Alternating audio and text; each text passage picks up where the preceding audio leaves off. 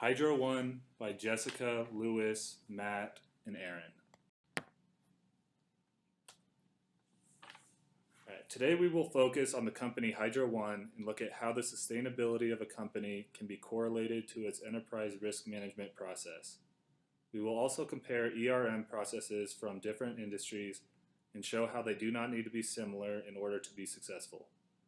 Beginning with awareness, taking appropriate actions in response to a variety of known and unknown risks, and reassessing the outcomes of the decisions made to mitigate them, companies will be able to adjust their individual ERM processes into platforms that inspire success.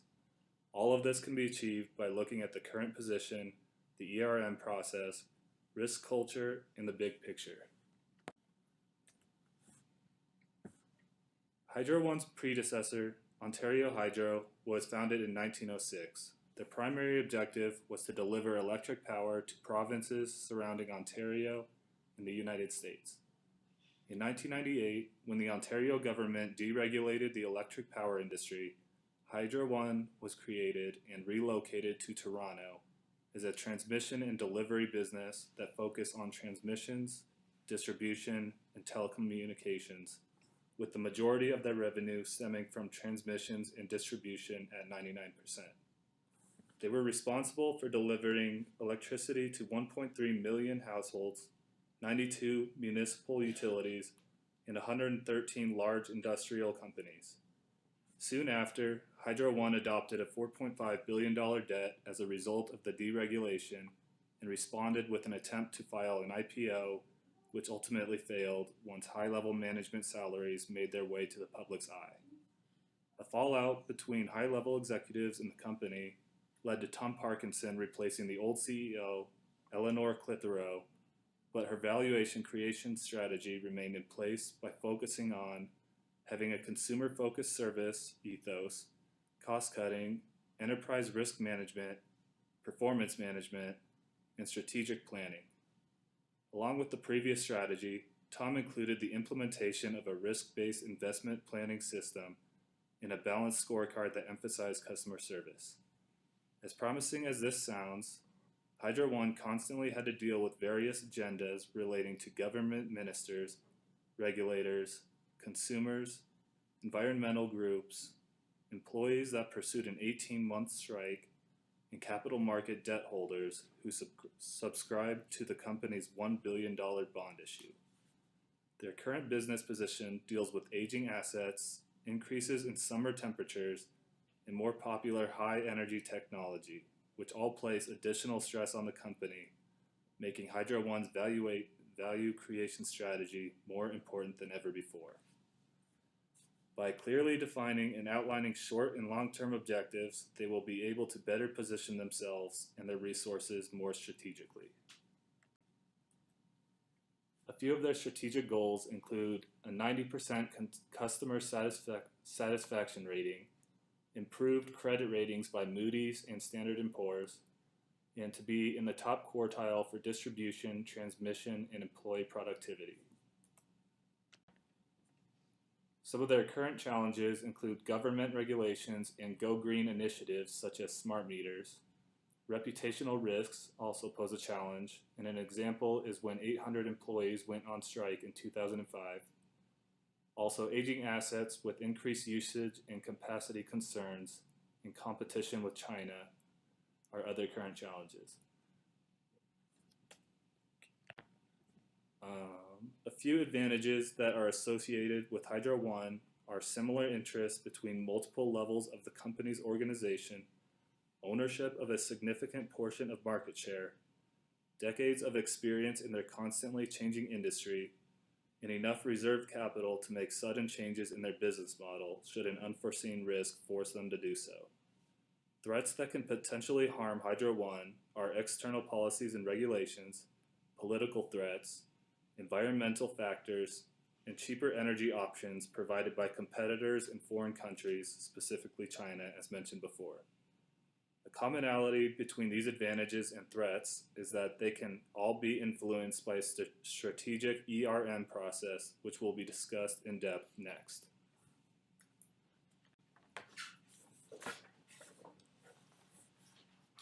The ERM process consisted of 3 phases: the Delphi method, risk workshops. In order to incorporate collective understanding, the employees participated in workshops. Phase 2, the corporate risk profile. In order to improve the process, the chief risk officer conducted individual interviews with senior management. Phase 3, risk-based investment and planning appraisal. Utilized resources in order to prioritize proposals on investment projects.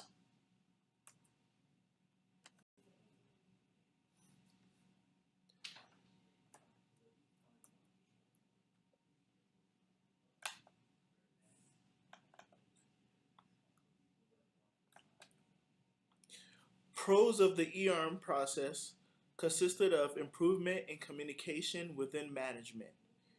Managers then had an understanding of risk within the firm. In addition, they allocated resources that benefited the firm.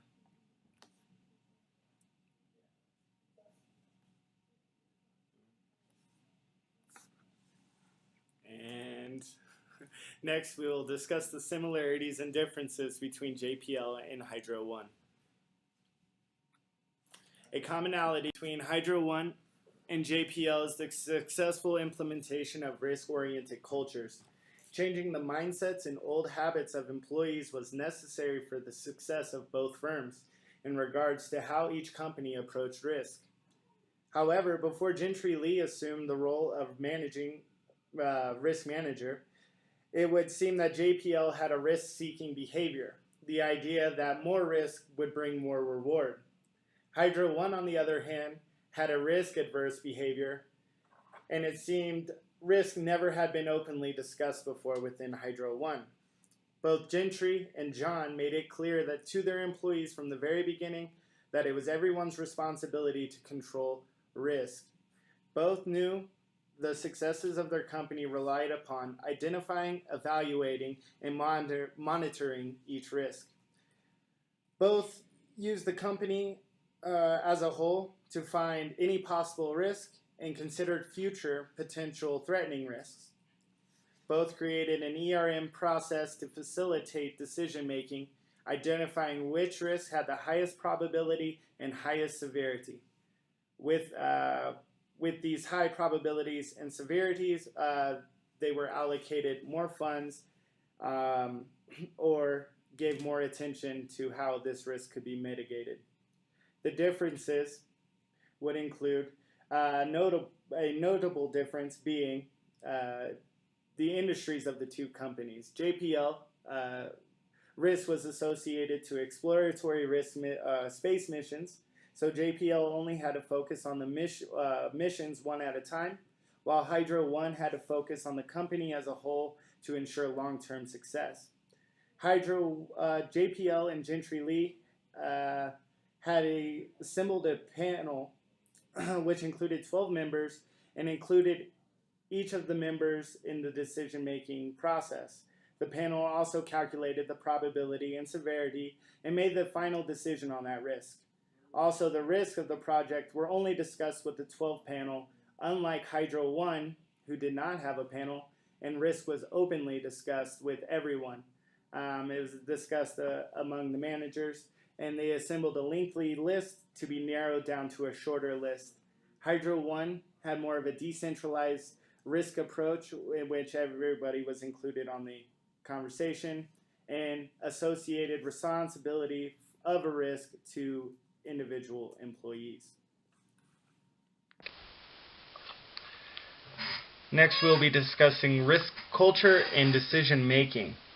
Hydro One's ERM program was a success due to the buying in of the system by top management. This trickled down from the top and became part of the company's culture. Risk management was now everyone's responsibility, no longer just a concern of senior management. This also had an effect on the way top managers perceived risk, in that not all risks were threats, that in some cases risk presented opportunities. This was not a Hydro One's fault, however, it is in the nature of the energy industry to be more risk adverse. But this was different to Hydro One due to the calculations of probability and severity, therefore being able to set a tolerance threshold to risk and therefore could be established. Another important cultural change was the open lines of communication, that if an employee identified a risk, they could openly speak about the risk, making sure the risk was known to decision makers. These open lines of communication can be attributed to the workshops that were held twice a year, in which all departments gathered to have a risk discussion. This flow of information between departments broke down divisional silos and had a profound impact on the organization.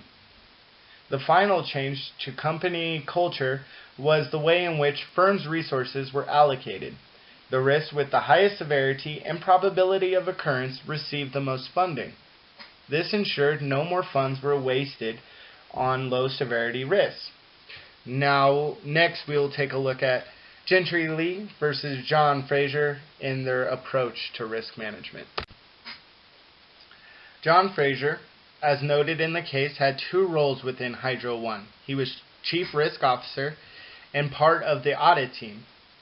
As mentioned in the case, he kept the two roles completely separated.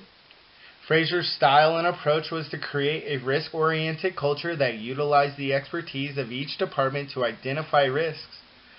The organization as a whole collectively solved their risk problem, while Gentry Lee, on the other hand, was a senior engineer at JPL, and his sole focus was creating the ERM program at JPL.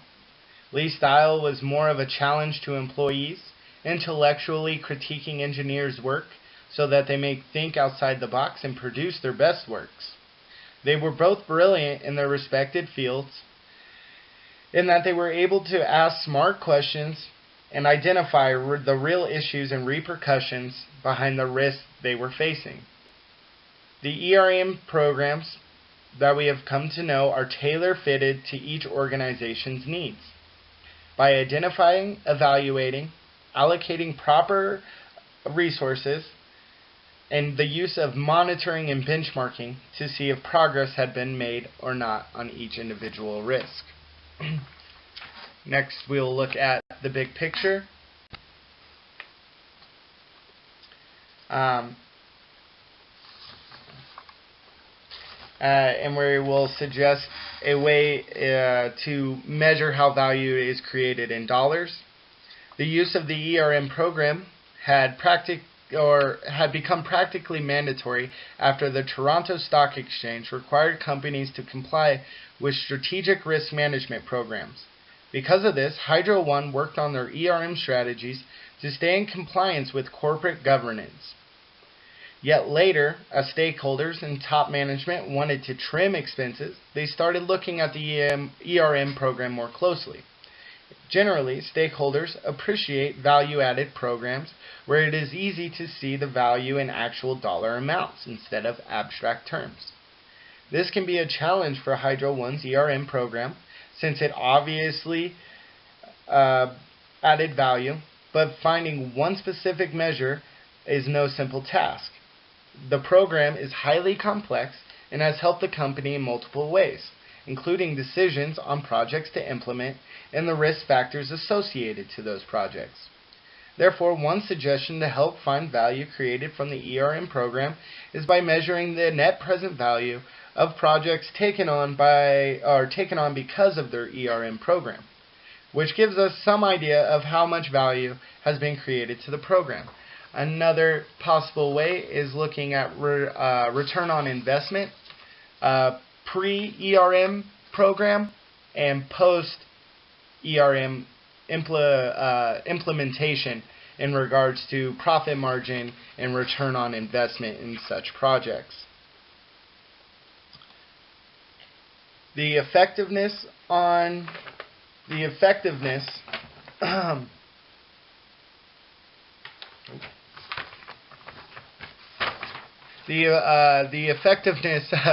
of Hydro One's ERM program was effective due to its awareness of changing factors and their abilities to developed strategies around those changes.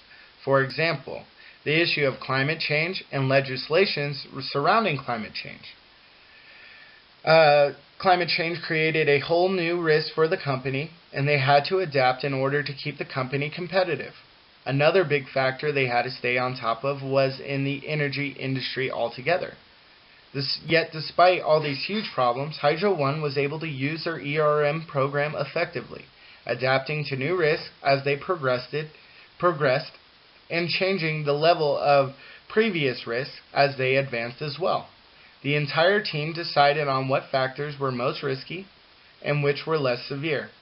The categorization of all these risks presented to Hydro One's ERM program, for example, if they were major, severe, or worst case, and the upkeep of these risks played a huge role in the effectiveness of the program. Next, we'll look at where the ERM program should go. Hydro One should continue to invest time and work into the ERM program and adapt it to ever-changing factors. A strong factor in the company is the amount of resources they have used in creating customer satisfaction. By continuing this, with their knowledge of the importance of environmental changes, they will be able to continue with their competitiveness. Thanks to the ERM program, they might also benefit from discussing risks with the union workers and lower level employees rather than just executive and higher level management. This will give another view on the risks involved and will also help improve the safety of the projects by getting a new perspective. Thank you.